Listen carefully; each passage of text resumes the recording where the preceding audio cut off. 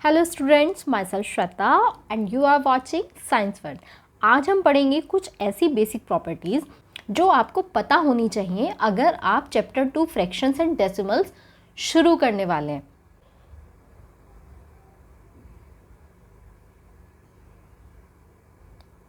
आज हम पढ़ेंगे कुछ ऐसी बेसिक प्रॉपर्टीज़ जो आपको पता होनी चाहिए अगर आप पढ़ रहे हैं चैप्टर 2 फ्रैक्शंस एंड डेसिमल्स।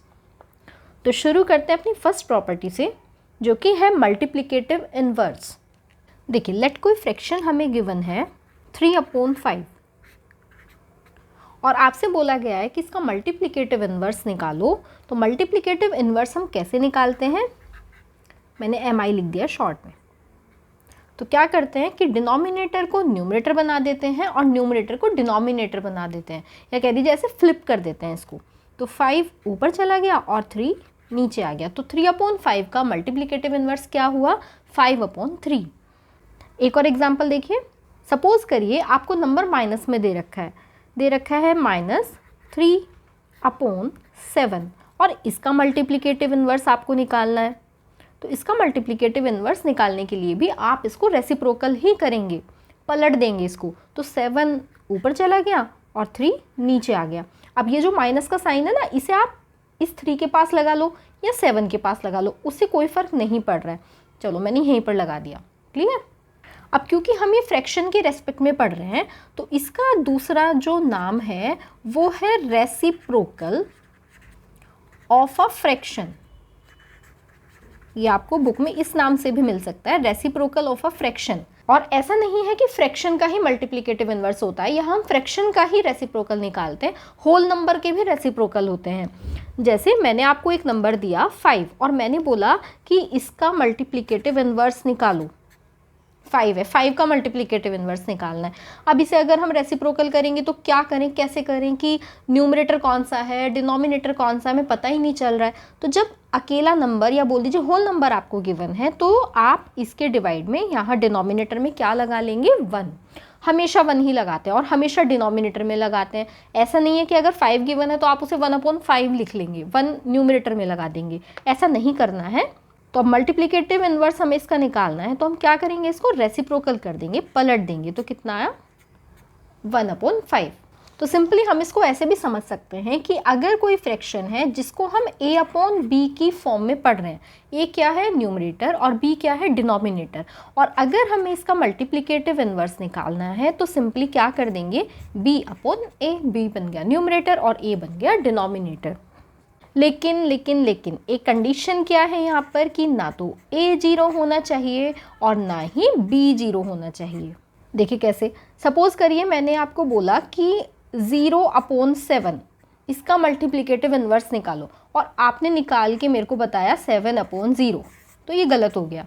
क्यों, क्योंकि 0/7 का मीनिंग तो 0 ही है। 0 के रेसिप्रोकल को अगर आप 1/0 लिख रहे हैं तो ये भी गलत हो गया, क्योंकि 1/0 का मीनिंग है नॉट डिफाइंड।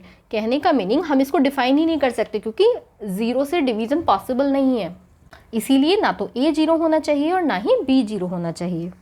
तो अगर आपसे कोई क्वेश्चन पूछता है कि बताइए क्या 0 का कोई रेसिप्रोकल होता है, डज 0 हैव अ रेसिप्रोकल, क्या 0 का रेसिप्रोकल होता है, तो आप क्या बोलेंगे, नहीं, नो, 0 का कोई रेसिप्रोकल नहीं होता।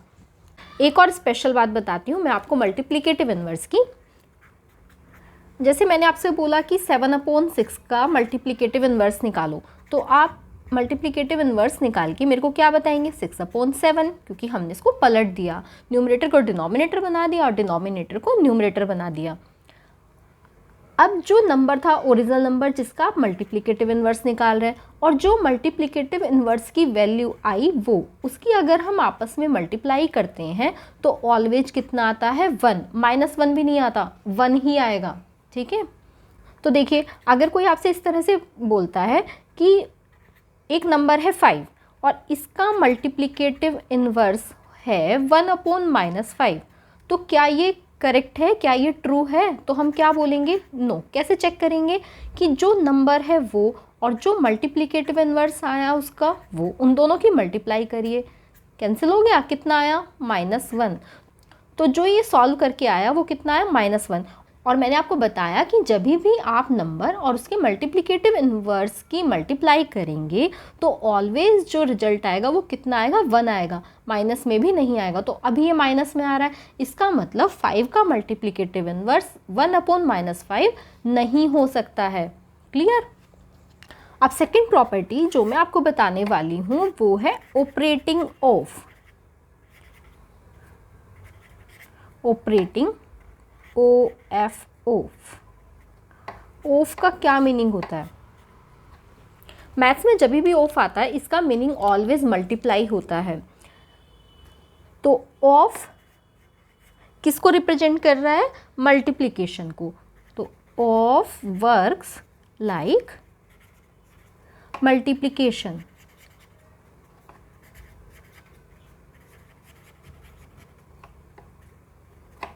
देखिए एग्जाम्पल देखिए इसका कैसे। मैंने आपको बोला कि 1/4 ऑफ 16 ये सॉल्व करके दिखाओ, ये निकालो।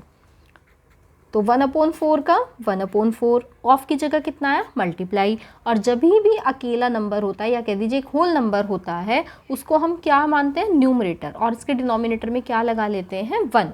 तो अब न्यूमरेटर का काम कौन कौन कर रहा है, इस फ्रैक्शन के लिए 1 और इस फ्रैक्शन के लिए 16। और डिनोमिनेटर का काम कौन कर रहा है, यहाँ 4 और यहाँ पर 1। अब अगर हमें इसे सिंप्लीफाई करना है तो दो तरीके हैं कि न्यूमरेटर की न्यूमरेटर से मल्टीप्लाई करो, कितना आया 16। डिनोमिनेटर के डिनोमिनेटर से करो, कितना आया 4। अब डिवाइड कर दो, 4 4 जा 16। तो सॉल्व करके कितना आ गया आपका 4।